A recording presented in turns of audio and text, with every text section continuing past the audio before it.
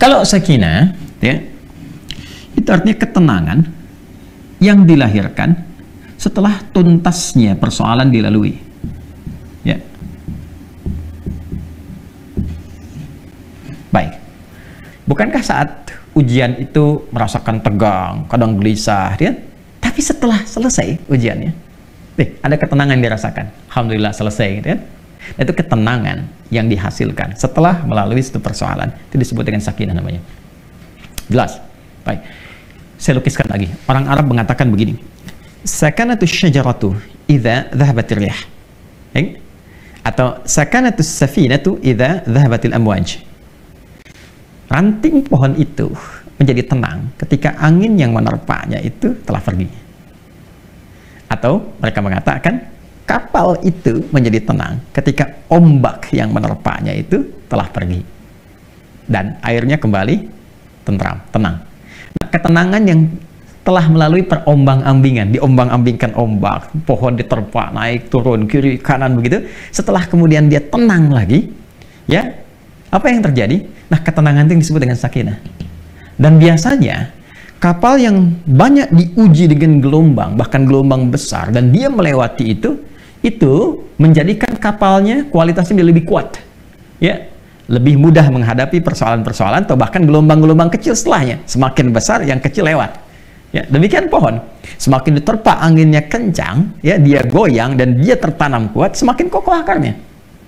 Jadi ketenangan itu bukan sekedar melahirkan ketenangan setelah gelombangnya lewat, tapi setelah itu melahirkan satu kemantapan yang dengan itu bisa mengatasi persoalan-persoalan kecil di kemudian hari atau siap untuk menghadapi tantangan lebih besar di kemudian yang lainnya. Maka itu disebut dengan sakinah. Ketika kehidupan di rumah tangga, ini yang akan saya sampaikan, disebut dengan sakinah, memberikan kesan kepada kita bahwa bukan berarti di rumah tangga itu akan hampa dari persoalan. Akan selalu ditemukan persoalan. Ini cara memahaminya. Jadi kalau tidak dipelajari dulu ini, nanti kaget.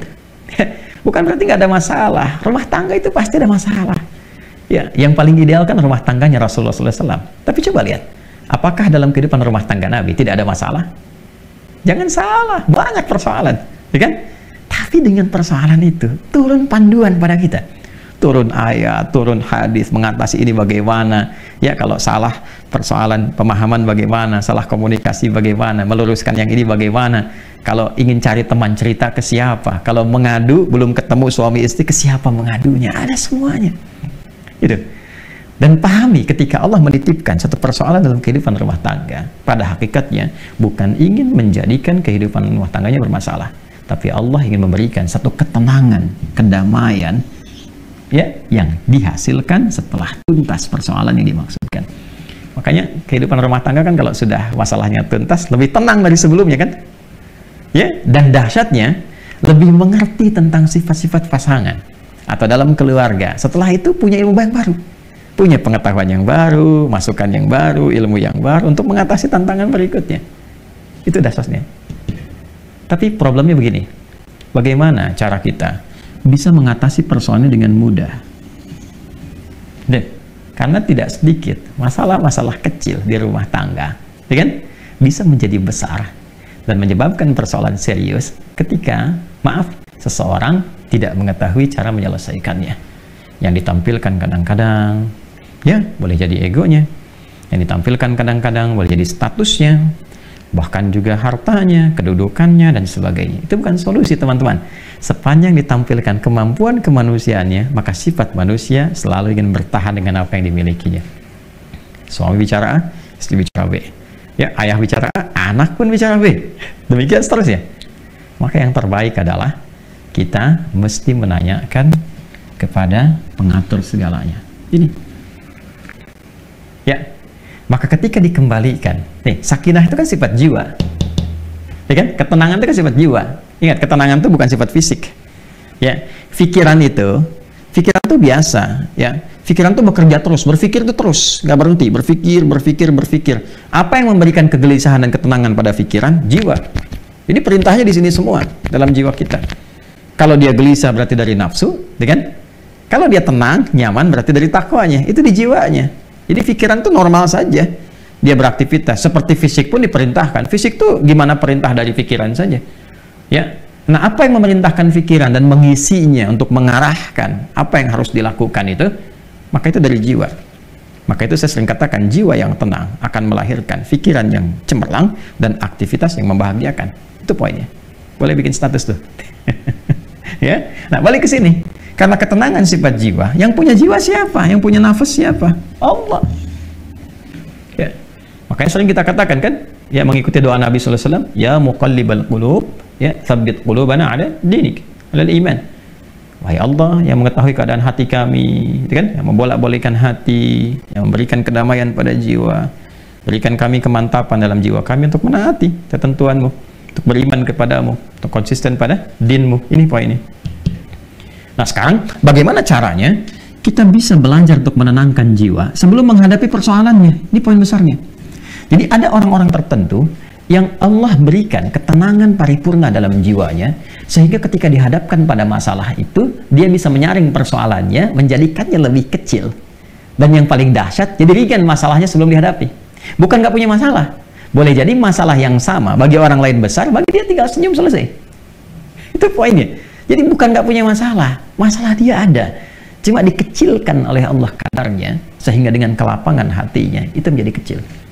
Jadi kalau Anda punya cawan, teman-teman, ya, cawannya besar, apa saja Anda bisa masukkan dan jadi kecil di situ. Tapi kalau cawannya kecil, ya, yang kecil pun jadi besar. Garam sedikit itu asin semua.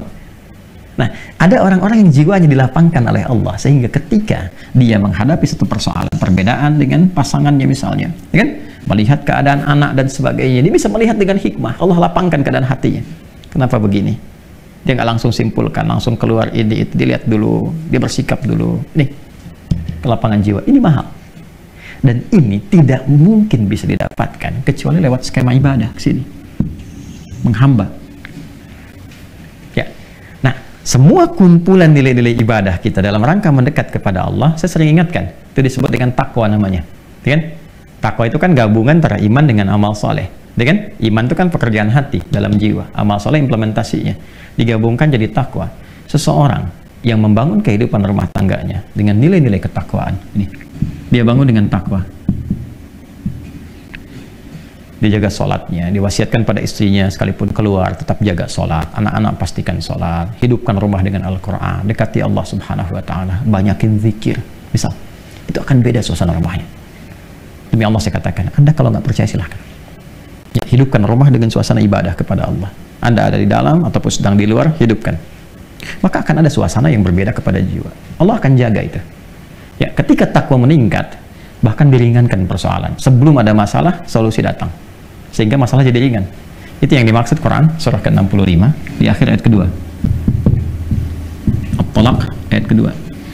Ya, At-Talaq itu kan satu masalah yang tinggi. Ya, yang tidak mudah diatasi.